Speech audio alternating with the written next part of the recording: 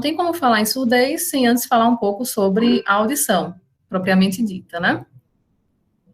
Como todos sabem, a audição é um sentido fundamental ligado ao desenvolvimento e aquisição da linguagem oral, e é uma forma de interação e comunicação com o mundo sonoro.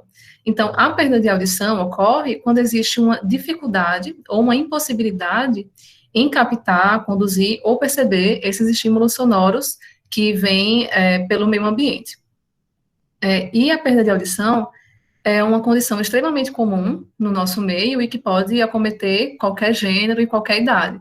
Então, como prevenir a surdez é um assunto de extrema importância.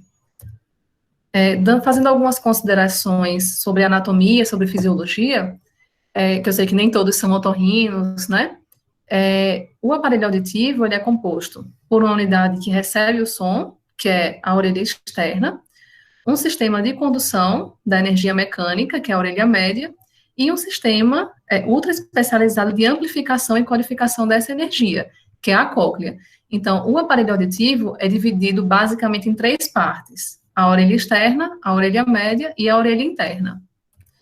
A orelha externa é formada pelo pavilhão auricular, que é a orelha propriamente dita, e por um canal, que é chamado de conduto auditivo externo, ou canal auditivo externo, que é um canal ósseo, cartilaginoso, de aproximadamente 2,5 centímetros de comprimento, e que termina na região do tímpano, da membrana timpânica. E ele tem a função de captar o som do meio externo e conduzir até a orelha média. A orelha média, essa região aqui delimitada, é formada por uma cavidade, que é preenchida por ar, e que contém os ossículos do ouvido, que são os menores ossos do corpo, que são o martelo, a bigorna e o estribo, né? A orelha média se inicia aqui na membrana timpânica, que é uma membrana rígida, de certa forma, mas bem resistente, e que vibra como a tampa de um tambor, quando chega ao estímulo sonoro. E na região da orelha média também existe a tuba auditiva, que é um tubo que conecta a orelha média à região mais posterior do nariz, que é a rinofaringe ou nasofaringe. E a função dessa tuba auditiva é equalizar a pressão entre o meio externo e essa região aqui da orelha média. E a orelha interna é formada aqui pelo labirinto, né, que é dividido no aparelho vestibular, que está mais relacionado ao equilíbrio, não tem uma função na audição, e a cóclea, que é realmente o órgão envolvido na audição, certo? Então, de uma forma bem resumida, como ocorre a audição? A vibração do tímpano, que é desencadeada pelo som que chega através do conduto auditivo externo, é transmitida para os ossículos do ouvido, que causam a movimentação de líquidos que existem no interior da cóclea, né? Dentro da cóclea, também existem células sensoriais, que vão transformar essas vibrações mecânicas do som em impulsos nervosos. E esses impulsos nervosos serão transmitidos através do nervo acústico, né, que é o nervo vestíbulo coclear, o oitavo par, através das vias auditivas centrais até chegar ao córtex auditivo, que é onde realmente essas informações vão ser decodificadas e vão ser interpretadas. De uma forma mais detalhada, como ocorre a audição? Então, o som chega através do meio externo e passando pelo conduto auditivo externo até o tímpano. A vibração da membrana timpânica leva à vibração dos ossículos do ouvido, né, martelo, bigorna e estribo. Esse movimento da platina do estribo sobre a janela oval vai levar ao movimento de líquidos e de estruturas no interior da cóclea, e também a movimentação da janela redonda. Então, de forma que, quando a platina do estribo se move para dentro, na janela oval, a janela redonda se move para fora. Essa aqui é uma figura que é a cóclea aberta, né, como se fosse a cóclea desenrolada, entre aspas, mostrando que esse acoplamento da janela oval e redonda leva à formação de uma onda hidromecânica dentro da cóclea, que viaja através da rampa vestibular, que é essa de cima, atravessa o helicotrema e retorna pela rampa timpânica em direção à janela redonda. Então, essa onda viaja desde a base da cóclea, até o seu ápice. Isso leva à formação de movimentos oscilatórios nessa região que é a membrana basilar, certo? Onde fica também o órgão de corte. O pico desse movimento vai ser mais alto, o local onde vai ser mais alto vai depender do estímulo sonoro que está sendo aplicado. De forma que aqueles estímulos sonoros que sejam mais intensos, mais agudos, como, por exemplo, 7.000 Hz, 20.000 Hz, vai levar a uma oscilação maior na região basal da cóclea, enquanto aqueles estímulos que sejam são menos intensos, mais graves, por exemplo, 200 Hz, 400 Hz, vão levar a esse pico de movimento da membrana basilar na região mais apical da cóclea. Isso ocorre por conta de propriedades físicas mesmo da membrana basilar, né? Então, a membrana basilar, na região mais basal da cóclea, ela é mais estreita e mais rígida. Então, ela vai ter um movimento mais intenso para aqueles estímulos de alta frequência. Enquanto, na região apical da cóclea, essa membrana basilar é mais larga e mais flácida. Então, o pico dela de movimento vai ser maior para aqueles estímulos de baixa frequência, certo? Essa figura é um corte transversal da cóclea, mostrando justamente aquelas rampas, né, a rampa vestibular e a rampa timpânica. Essas duas rampas são constituídas por perilinfa, que é um líquido que é mais semelhante ao líquido extracelular, ou seja, ele é rico em sódio. Enquanto na rampa média existe a endolinfa, que é um líquido já mais semelhante ao líquido intracelular e, portanto, mais rico em potássio. Aqui fica a membrana basilar, esse é o órgão de corte, que é realmente o órgão primordial, o órgão principal da audição, né? Na região do órgão de corte, a gente pode perceber aqui a membrana tectória e aqui as células ciliadas, que são as estruturas mais importantes. Essas são as células ciliadas externas e essa é a célula ciliada interna. Então, por essa figura, já dá para perceber que as células ciliadas externas são 3 vezes mais frequentes do que as células ciliadas internas. E esses cílios, né, dessas células, são chamados de estereocílios.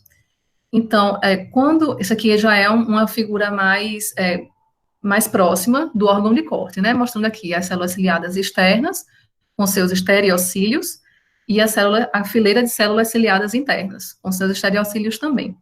Então, quando ocorre aquela onda mecânica, ocorre um movimento da membrana basilar, e isso leva à deflexão dos estereocílios das células ciliadas, tá? As células ciliadas externas, os seus estereocílios, mantêm um contato direto aqui com a membrana tectória, e as células ciliadas internas, não. Então, quando essas células ciliadas externas se encurtam por conta do movimento causado por aquela diferença pelo gradiente de pressão da onda hidromecânica, isso leva a uma diminuição desse espaço subtectorial, e aí leva a um fluxo de endolinfa, né, que vai culminar em ativação dessa célula ciliada interna.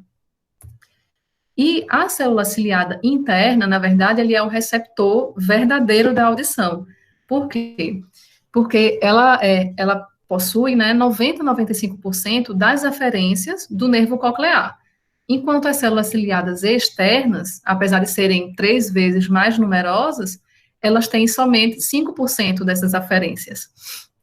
Então, depois que tem essa onda hidromecânica, levando à ativação, em último caso, da célula ciliada interna, essa energia que era mecânica, até agora há pouco, vai se converter em energia elétrica.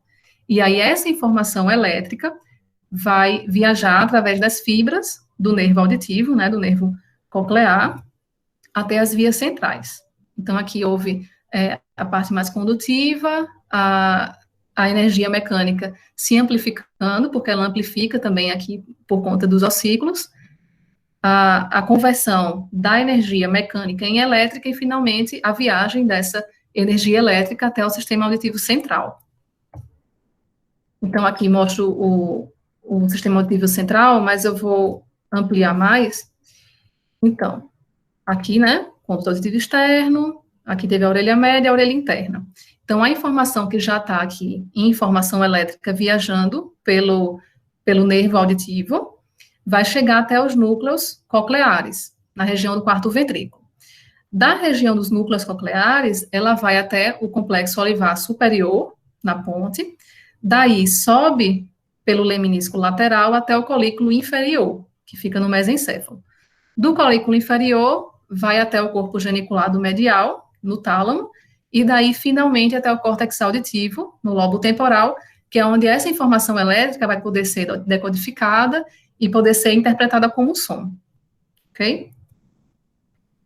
Então, passada essa parte mais de anatomia e fisiologia, como se dá a surdez? Né? A surdez, então, ela pode se dar por dificuldades de condução dos estímulos pelas vias auditivas. Então, por exemplo, um paciente que tenha um cerume impactado no condutor auditivo externo. Esse som vai ter uma dificuldade em chegar até o tímpano. Então, essa vai ser uma surdez de condução, certo?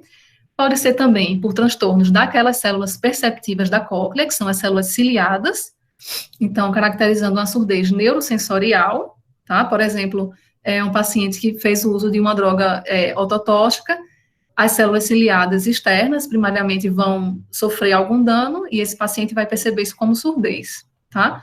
Ou pode ser uma surdez de percepção, quando o problema é no centro cerebral auditivo. E pode ter ainda uma combinação de vários desses fatores. Isso seria caracterizado uma perda auditiva mista. Então, por exemplo, um paciente idoso que já tem uma presbiacusia, que é a degeneração pela idade da audição, né, seria uma surdez neurosensorial, pela morte das células ciliadas, e tem também um cerume impactado. Então, ele vai ter uma surdez neurosensorial pela presbiacusia, associada a uma surdez de condução pela presença do cerume, tá? E a perda de audição pode ser uni ou bilateral, pode ser parcial ou total, progressiva ou súbita, pode iniciar em qualquer idade e pode ser de variados graus. Então, pode ser desde leve até profunda, tá? Então, quais seriam as causas? Podem ser congênitas, ou seja, a criança já nasce com a surdez, ou podem ser adquiridas depois, né? Então, as principais causas de deficiência congênita. Temos as hereditárias, que podem ser sindrômicas ou não. Nessa figura aqui, mostra uma causa de surdez sindrômica, que é a síndrome de Treacher-Collins. Pode ser por viroses maternas durante a gravidez, e aí a rubéola seria o principal deles. Pode ser por doenças tóxicas da gestante, pela ingestão, pela gestante de medicamentos tóxicos que levam à lesão do nervo auditivo do feto, e consumo de álcool ou drogas pela grávida. Temos também as adquiridas, podem ser por doenças infecciosas, doenças tumorais, por exemplo, neurinoma do acústico, né? Perfuração timpânica, e aí no contexto de uma otite média aguda, otite média crônica também, ou então até uma perfuração traumática, ingestão de remédios ototóxicos, exposição a sons impactantes ou sons contínuos muito altos também, que eu vou falar mais na frente um pouco. E nos idosos, a perda de audição normalmente é devido aos desgastes próprios da idade, e é chamado de presbiacusia, né, como em qualquer processo de envelhecimento. As perdas auditivas súbitas também têm algumas causas, mas isso vai ser assunto para uma outra aula, então não vou me deter muito. E quais são os sinais e sintomas? Pacientes que têm uma perda leve, pode ser que eles nem percebam que têm uma perda de audição. Por exemplo, a frequência de fala normalmente fica entre 500, 1000 e 2000 Hz. Se um paciente tiver uma perda nos sons mais agudos, nas frequências mais agudas, por exemplo, 4000 Hz, ele pode não perceber que tem uma perda de audição, tá?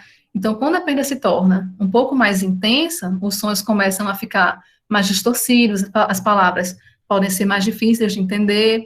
Com o passar do tempo, o deficiente auditivo vai passar a pedir que as pessoas repitam o que falaram, ou falem mais alto, ou aumentam o volume da televisão, por exemplo. Na surdez muito grave, ou total, né, o paciente realmente vai dar sinais de que não está ouvindo nada. Isso é fácil no adulto, mas no recém-nascido, por exemplo, se tiver uma surdez profunda, ele não vai se assustar com sons altos, como seria de se esperar. Então, isso já seria um indicativo de suspeita de perda auditiva, né? E crianças com problemas de audição têm dificuldade no desenvolvimento da linguagem, podem demorar mais a falar de uma forma diferente. E se elas chegarem à idade escolar sem que tenha sido diagnosticada essa perda auditiva, ela vai ter um prejuízo no aprendizado também.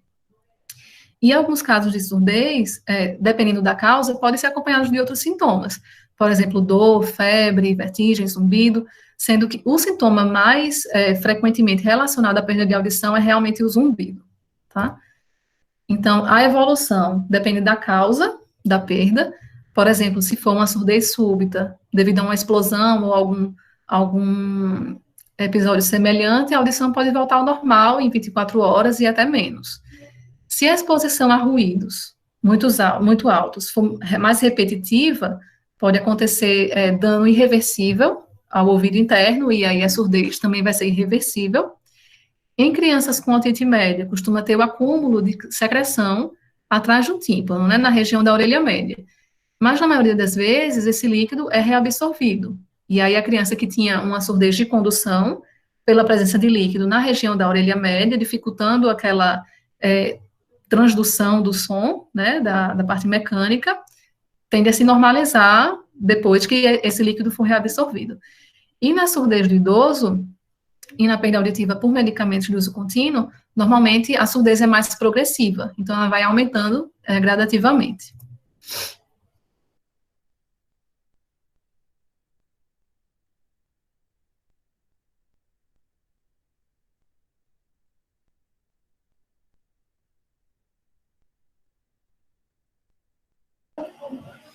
Isabela, seu som. Eu acho que desligou sem querer, Isabela.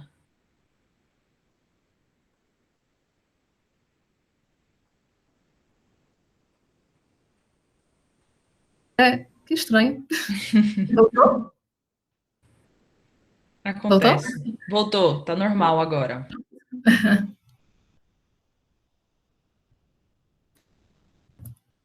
Então, eu falava da história clínica, né? Que vai ser importante saber.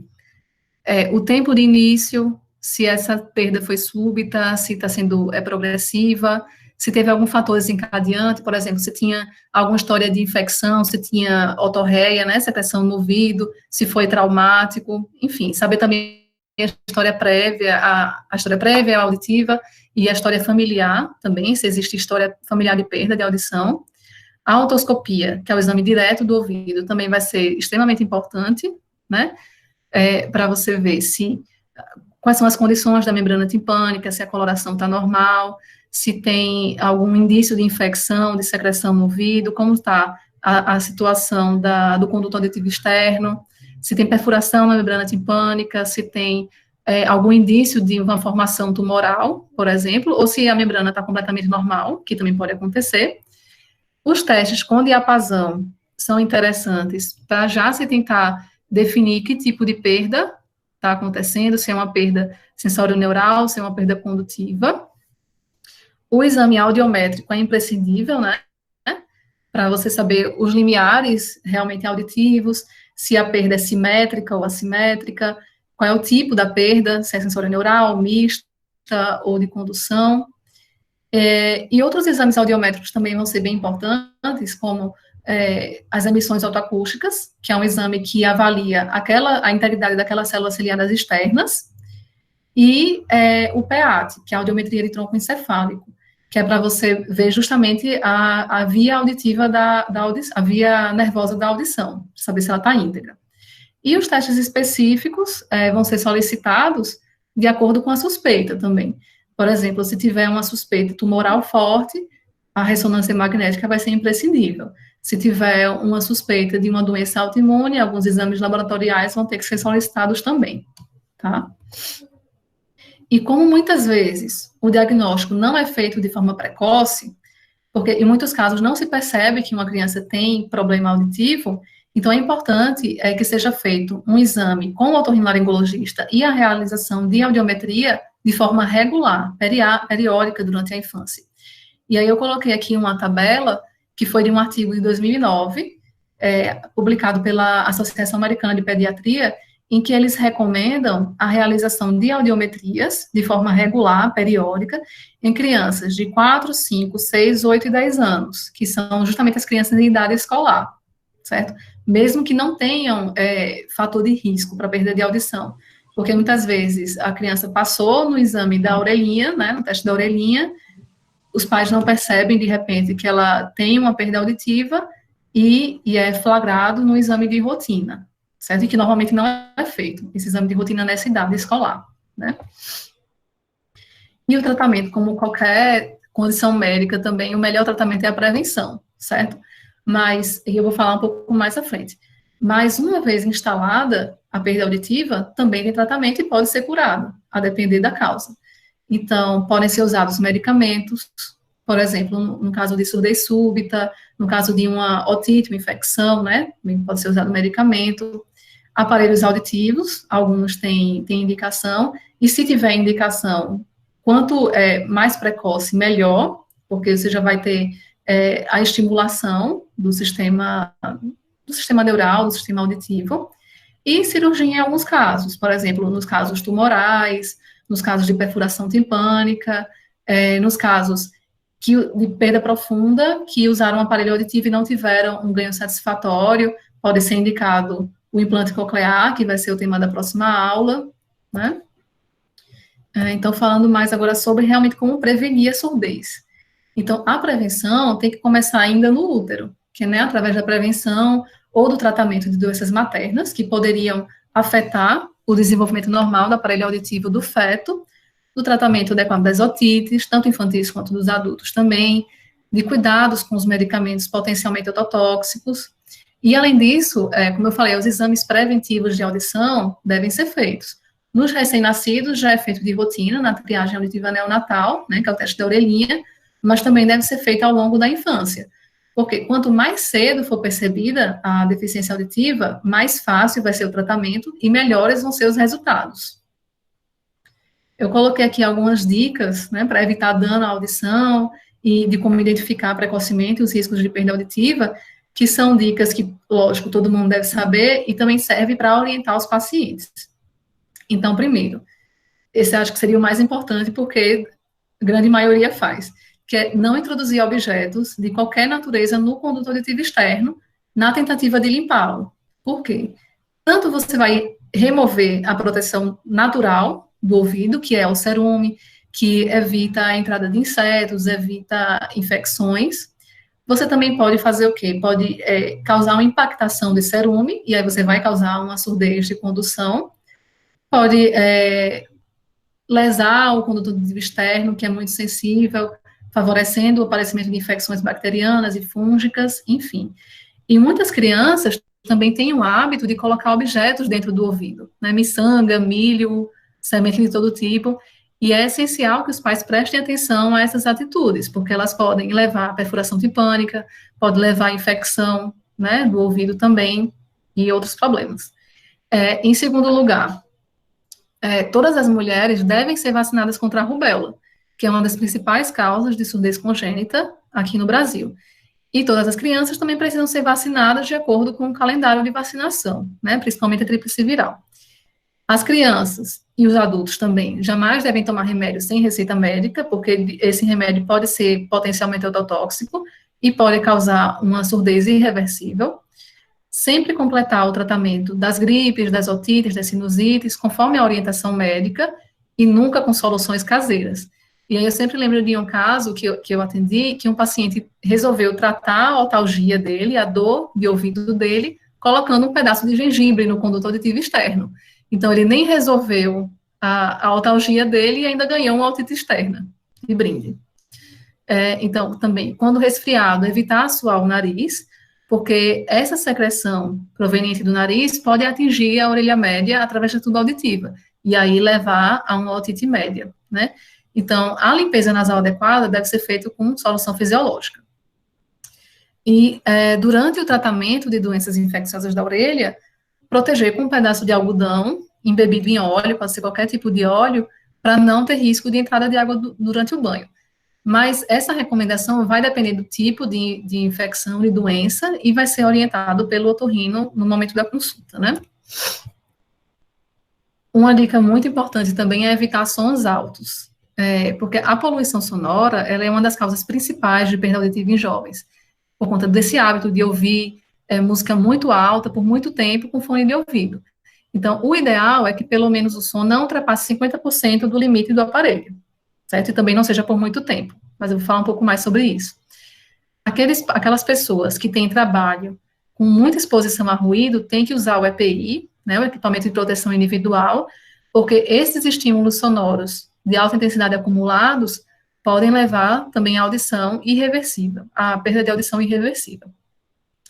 Controlar o nível sonoro dos brinquedos infantis, né, as crianças e os bebês são mais suscetíveis à perda de audição, quando a intensidade sonora é maior, e qualquer suspeita de redução de audição em recém-nascido ou atraso no desenvolvimento da linguagem implica investigação audiológica obrigatória e imediata.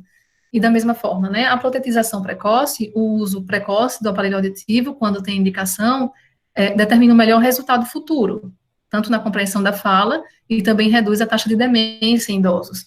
Então, assim, a criança foi identificada perda de audição, ela tem que logo usar o aparelho auditivo, porque ela justamente está num período de muita neuroplasticidade. Então, é o momento que ela está formando as conexões neurais. E se ela não tiver o estímulo auditivo, ela vai ter um desenvolvimento prejudicado. E os idosos, quando começa também a ser identificada a perda de audição, quanto antes eles usarem o aparelho auditivo, mais tempo eles vão ficar com o estímulo, né? Vai ser menos tempo de privação auditiva. Quando eles ficam muito tempo em privação auditiva, e cada vez maior, porque a presbiacusia ela vai progredindo, o idoso vai começar a se isolar mais, pode ter demência, né? Vai ter demência mais precoce também, e até quadros depressivos. Mas isso também vai ser tema para uma outra aula. Em eventos musicais, evitar a exposição direta às caixas de som, o máximo possível, e aqui é importante comentar que quando se dobra a distância até uma fonte sonora, você diminui em 6 decibéis a intensidade do som a que você está exposto. Então, quanto mais próximo da fonte sonora, maior a intensidade de som recebida e maior o risco de perda auditiva. E qualquer sensação de perda auditiva súbita, em criança ou adulto, tem que ser investigado o mais breve possível, porque se adiar o diagnóstico e adiar o início do tratamento, isso pode reduzir a chance de cura. Então, qualquer perda de audição deve ser avaliada e tratada o mais rápido possível, porque se demorar, ela pode ser reversível, tá? Aí eu coloquei também, aprofundei um pouco mais sobre 2 causas que são bem importantes de perda de audição, que é a ototoxicidade e a perda auditiva induzida pelo ruído, né, pelos níveis de pressão sonora elevados. Então, a ototoxicidade ou ototoxicose é a perda da função auditiva ou vestibular ocasionada por lesões celulares às estruturas da orelha interna, que são causadas por substâncias químicas. Então, essa perda de função auditiva pode ser parcial ou total, pode ser simétrica ou não, e pode ser temporária ou pode ser reversível, permanente. E ela é dependente da composição química dessa substância, da dose, do tempo de exposição, da via de administração e, uma coisa bem importante também, da característica genética desse indivíduo. Essa perda auditiva, que é induzida pela ototoxicidade, ela é do tipo neurosensorial, porque ela lesa o aparelho sensorial do ouvido, que são as células ciliadas. E essa perda, na audiometria, vai ser acima de 25 decibéis em níveis de audição, e mais de uma frequência, e principalmente, inicialmente, nas frequências mais agudas, associado ou não a sintomas vestibulares, porque vai depender da substância. Nas crianças, qualquer diminuição de audição, em mais de uma frequência, mesmo que não seja acima de 25, já é considerado um sinal de alerta. Então, existem mais de 200 medicações que têm potencial ototóxico.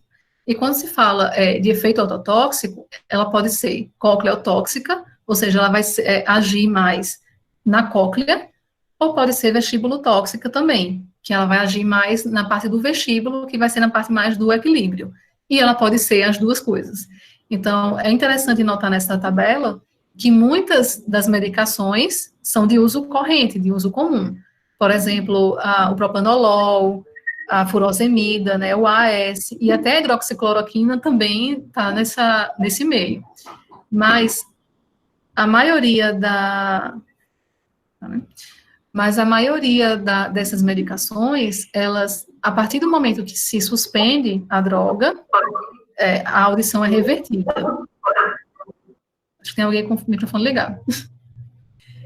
Ela é revertida. E as duas principais são os aminoglicosídeos e a cisplatina, certo?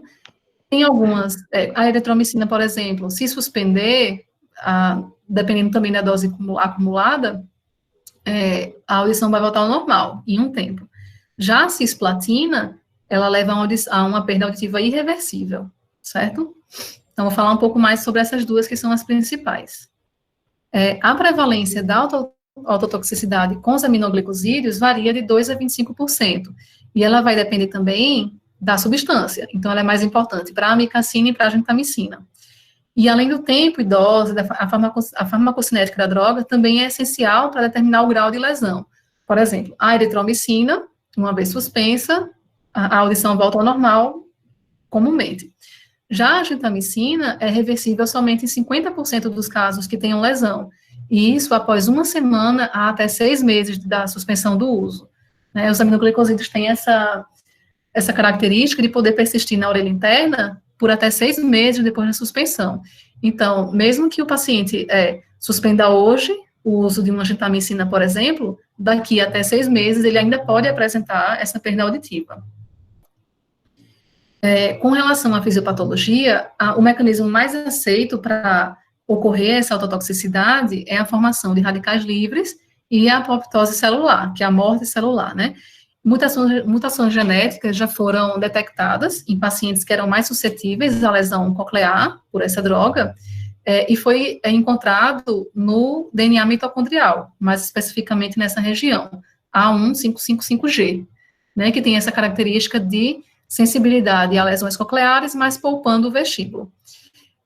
E com relação à histopatologia, foi identificado em modelos animais a destruição, primeiramente, das células ciliadas externas, né, que é aquela que é 3 vezes mais comum na córnea, e progredindo depois para as outras regiões da córnea. Com relação aos exames, o exame físico vai ser normal, a membrana tipânica é transparente, completamente normal, se não tiver nenhuma outra doença associada, e os exames subsidiários serão a audiometria convencional e de alta frequência, para ver os limiares auditivos, né, as emissões autoacústicas, o produto de distorção, que é um exame que avalia a integridade das células ciliadas externas, então, ela até pode dar um resultado mais precoce, quando nem teve ainda alteração muito expressiva na audiometria, a emissão autoacústica já pode mostrar alguma alteração. Exame vestibular, dependendo do caso, e o PEAT ou BERA, que é a audiometria de tronco encefálico, para avaliar a via neural da audição. Então, esses testes auditivos, eles têm que ser realizados semanal ou quinzenalmente, depois do início do tratamento, e prosseguir uma vez ao mês, até 6 meses depois da suspensão da medicação, justamente para detectar aquelas perdas que podem acontecer mais tardiamente. Com relação à cisplatina, a cisplatina é um medicamento que é antitumoral, né, muito utilizado em vários tumores sólidos, principalmente também em crianças, e que ocasiona a perda de audição irreversível, que é estimada em 20% a 90% dos adultos e em 50% a 90% das crianças, sendo que as crianças são realmente mais suscetíveis a essa perda. O mecanismo bioquímico mais aceito para essa toxicidade também é a produção de radicais livres e interferência no sistema de defesa antioxidante do órgão, levando à apoptose celular, né? E até a maioria dos medicamentos que se estuda para serem autoprotetores age justamente nessas vias, né? São mais substâncias antioxidantes. O outro mecanismo envolve a diminuição da produção de proteínas da família do gene BCL2, que também controla essa morte celular, a apoptose celular. E na fase aguda, assim como nos aminoglicosídeos, o principal alvo é também a célula ciliada externa.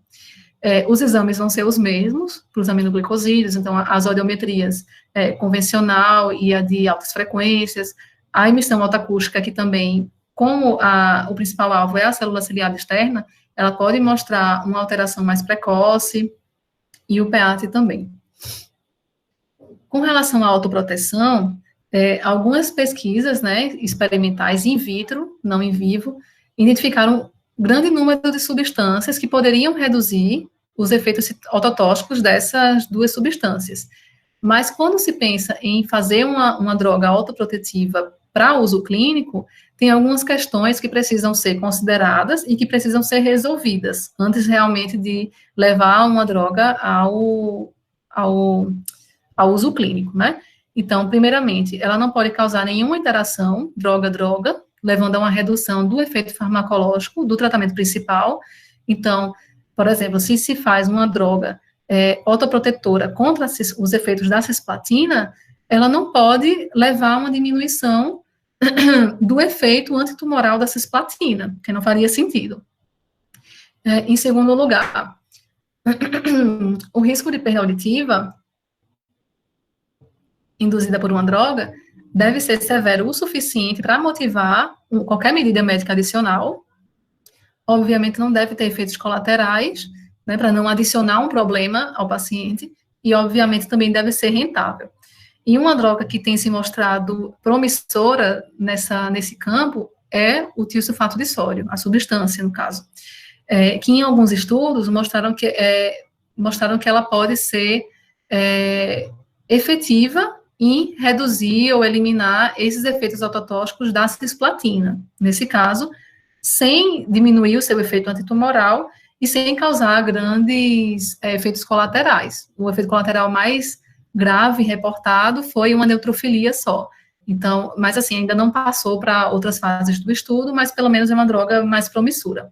Então, muitos estudos têm identificado essas drogas potencialmente autoprotetoras, não só o tiosulfato de sódio, mas ainda é necessário a realização de estudos clínicos que permitam a sua utilização em humanos. Falando um pouco agora sobre perda auditiva induzida por níveis de pressão sonora elevados, que é aquela perda auditiva induzida por ruído, esse é um déficit auditivo provocado pela exposição por tempo prolongado a níveis de pressão sonora acima de níveis seguros. E é uma doença ocupacional de maior incidência e a maior causa evitável de perda auditiva no mundo. Então, qual seria o nível considerado seguro? Normalmente seria um som, né, o permitido, um som de 80 a 85 decibéis por até 8 horas diárias. Ou então, as suas doses equivalentes, que estão aqui nessa tabela. Então, aqui dá para ver, né, 80 decibéis por 8 horas. A cada vez que se aumenta 3 decibéis nessa intensidade, o tempo de exposição deve diminuir pela metade. Então, por exemplo, um som a 100 decibéis, que muitas vezes é o que acontece em shows, por exemplo, é até mais do que 100 decibéis, o tempo de exposição deveria ser 3 minutos e 45 segundos. Nessa outra tabela, mostra os níveis de intensidade sonora associados à sensação sonora e alguns exemplos. Então, o nível de 80 decibéis, que seria o limiar, né, de lesão ali 8 horas por dia, seria uma sensação sonora muito forte, seria, por exemplo, uma pessoa num saguão da estação, certo? Enquanto uma pessoa a 50 metros de um avião em decolagem vai estar exposta a 140 a 180 decibéis, que já tem risco de lesão auditiva. Então, por isso que as pessoas que trabalham nessa região, elas precisam usar EPI, tá? Então, no exame audiométrico, você vai perceber uma perda que é do tipo neurosensorial, normalmente simétrica, centrada aqui com esse entalhe, que é bem característico em V, mais nas frequências agudas, né, 3, 4, 6 mil hertz, e com o passar do estímulo, da progressão do risco auditivo, esse entalhe, essa perda de audição vai progredindo para as outras frequências também. Mas, no geral, aqui nas frequências mais graves, não ultrapassa 40 decibéis, e normalmente, aqui nas frequências mais agudas, não ultrapassa 75 decibéis. E é importante também que esse exame de audição, ele seja feito 24 a 48 horas depois da saída do risco auditivo, porque ainda existe um período de fadiga. Então, o paciente está no risco auditivo, está sendo exposto ao estímulo, né, ao som. Ele precisa fazer o exame auditivo só depois de 24 a 48 horas depois de sair dessa situação de risco. E no contexto de um reconhecimento médico-legal de uma surdez sendo induzida pelo ruído, o intervalo é de pelo menos 3 dias, tá? Um exame importante aqui também vai ser a emissão autoacústica pelo mesmo motivo, porque lesa primeiro as células ciliadas externas, então esse exame pode detectar mais precocemente uma lesão ao ouvido interno, mas a realização da audiometria ela é imprescindível até para você acompanhar a progressão dessa perda e ver os limiares auditivos, né? E é observado também que existe uma ampla variedade dos quadros e uma aparente suscetibilidade entre alguns indivíduos. Isso levanta a suspeita de que existem fatores genéticos associados a essa suscetibilidade à lesão, né? Outro indício da participação de fatores genéticos é a maior resistência que os negros aparentemente têm à exposição ao ruído em relação aos brancos, e aí vários estudos foram já realizados tentando se encontrar que genes estariam envolvidos nessa suscetibilidade, mas os genes candidatos normalmente são aqueles envolvidos em 2 vias metabólicas, que é da homeostase iônica e da defesa do organismo contra o estresse oxidativo. Então, da mesma forma que foi para a autotoxicidade, normalmente as drogas estudadas são aquelas que teriam um poder mais de antioxidante, como vitamina C, vitamina E, N-acetilcisteína, mas esses são apenas estudos, nenhum ainda chegou a uma conclusão e também não passou para estudos ainda em humanos, né? Então, por ser uma lesão de caráter irreversível, que até agora não tem nenhum tipo de tratamento clínico ou cirúrgico para a recuperação dos limiares auditivos, a prevenção realmente é a única forma de tratamento, né, de se impedir de chegar na lesão auditiva, tá? E como é que é a prevenção?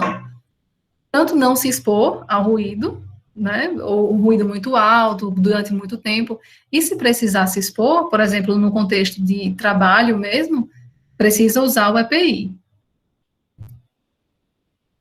Aqui eu coloquei algumas referências, se alguém quiser acompanhar depois. É isso. Sua aula foi maravilhosa, Isabela.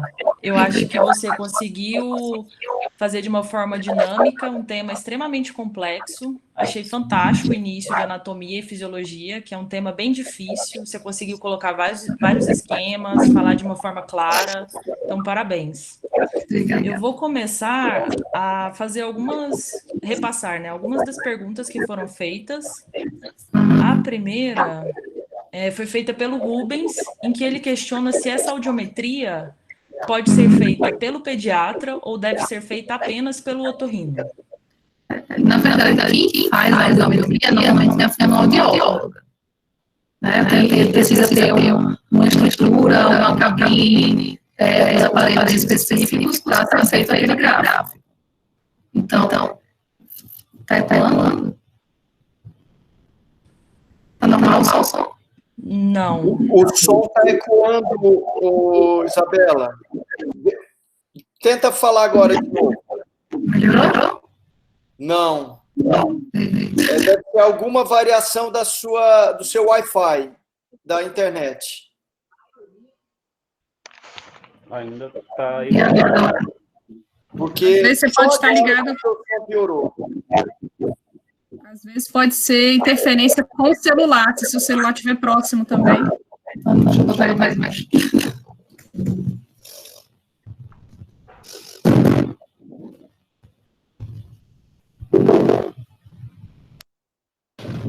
Melhorou? Doutora Thaís, é você que está com a tela aberta aí? Fechar a tela de apresentação. Sou eu. Não sou eu, não. Eu acho que você pode fechar para a tua apresentação, Isabela. Pronto. Melhorou? Ainda está ecoando. Então, não se fazer. Eu acho que, Thaís, você podia ir comentando essas perguntas e ajudando a Isabela. Tá melhor agora, não? Não, o teu som ainda está muito reverberante. Durante a sua apresentação estava excelente. Eu acho que eu vou tentar sair da sala e entrar. Saia e entre de novo, Isabela. Tá.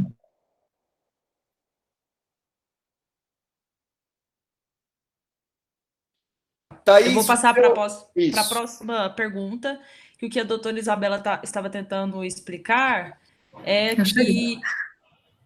Deu agora, Isabela? Aí, agora sim.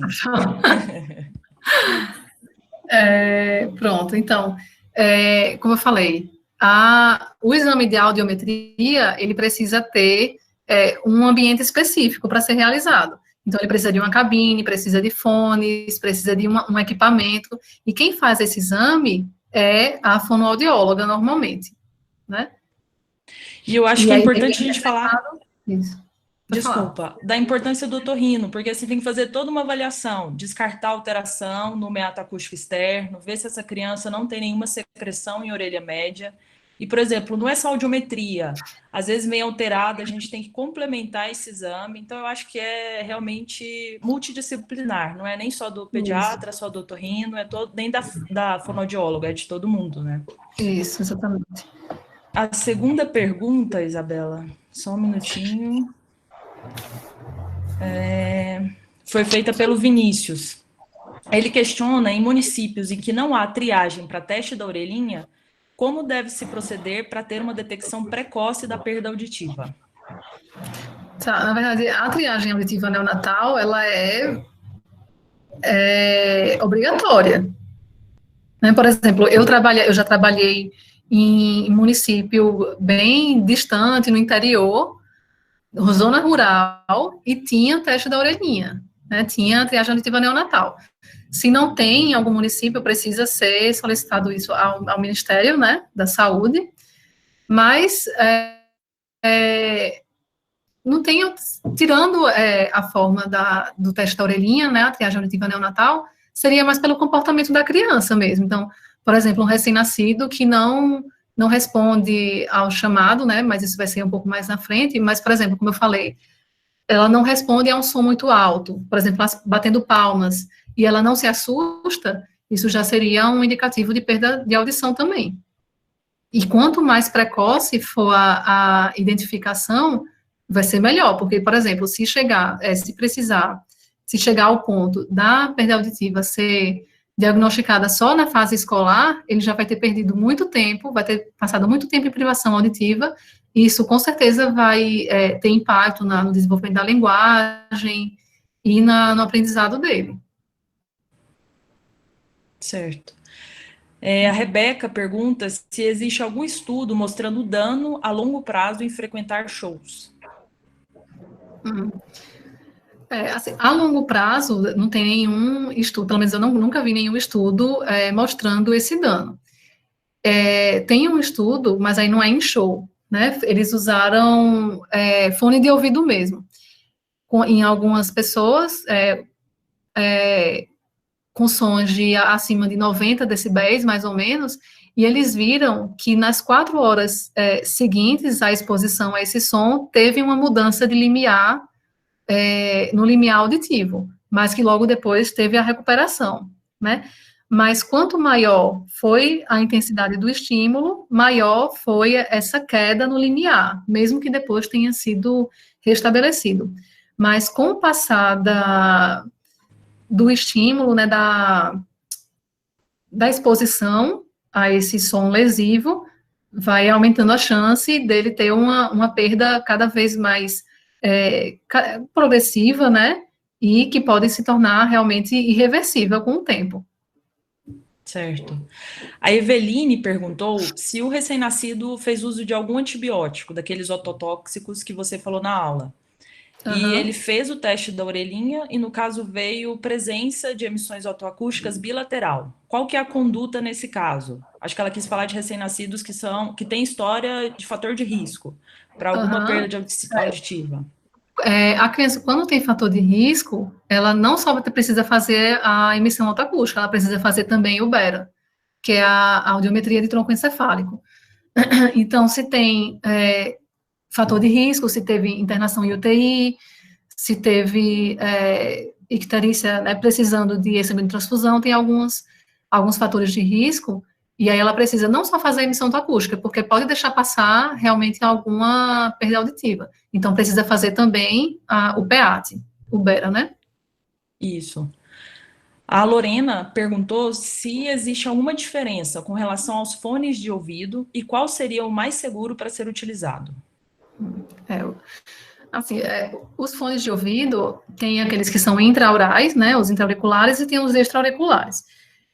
De forma geral, quanto mais próximo da membrana timpânica tiver o fone, tiver a fonte sonora, seria mais lesivo. Então, os fones intraaurais, eles seriam mais perigosos do que os fones extraaurais, de maneira geral, mas isso também vai depender da intensidade do som, né? Mas o que acontece também é que nos fones intraaurais, muitas vezes eles não se acoplam bem. Então, permite que o som do ambiente também entre, né, vá competir com esse som do fone, e aí a pessoa tende a aumentar ainda mais a intensidade para tentar suplantar esse som que está vindo do ambiente. Então, teria um risco maior. Tem um outro tipo de fone também, que são aqueles fones de condução óssea, que deixa o conduto auditivo externo livre. Ele teria a vantagem de deixar o conduto auditivo externo livre, né, respirando bem, e de melhorar a atenção da pessoa, porque ela não vai ficar isolada do mundo externo. Mas ele também, se você colocar uma intensidade muito alta nesse tipo de fone, pode lesar do mesmo jeito o ouvido, porque o que interessa vai ser a intensidade que chega ao ouvido interno. E sendo de condução, até ele nem vai passar por todo aquele caminho que eu mostrei. Ele vai direto, pelo osso, vai direto até o ouvido interno. Então, também tem risco de perda auditiva. Mas, entre os tipos de fone, eu diria que, pelo menos, o mais lesivo seria os intra-auriculares, porque vai ficar mais próximo à membrana timpânica, então provavelmente vai levar uma maior carga de intensidade de som. E os extra-auriculares, para mim, seriam os mais seguros nesse caso. Mas tudo vai depender da intensidade do som e da duração também com que se escuta, né? A Leudes perguntou se uma pessoa com perda auditiva unilateral pode ser considerado como, eu acho que, portador de perda auditiva. Se pode ser considerado com o quê? Isso. Se ela tem uma perda, a perda é unilateral. Pode Sim. ser como deficiente. Isso, como deficiente auditivo. É porque ficou um pouquinho. Tá. Ele já é um deficiente auditivo, realmente, porque tem uma perda de audição. Não interessa se é unibilateral, ou interessa também qual é o grau. Mas, assim, com relação a, por exemplo, passe livre, essas questões mais burocráticas, né, de conseguir uma carteirinha para conseguir acesso, vai depender do nível. Então, a audição, a perda auditiva, nesses casos mais burocráticos de conseguir passe livre, normalmente precisa ser bilateral. E não é nem bilateral. Ele pode ter uma perda super leve em um ouvido e uma perda maior do outro, mas se essa perda não tiver no limite mínimo, que se eu não me engano é 40 decibéis, ela não vai ter direito a esse acesso. Entendeu? Então, ela precisa ter uma perda de pelo menos, que eu me lembre, 40 decibéis na melhor orelha, para ser considerado deficiente auditivo nesse contexto de conseguir passe livre para alguma atividade. Certo. E a última pergunta é sobre a disponibilização das aulas. Sim, as duas aulas serão gravadas e disponibilizadas posteriormente. Acho que é isso. Não tem nenhuma outra pergunta, pelo menos que eu tenha visto. Nós estamos no horário. Não é pergunta mesmo, não. Vou passar, então, para a nossa segunda aula, Tá. que será ministrada pelo Dr. Faiez.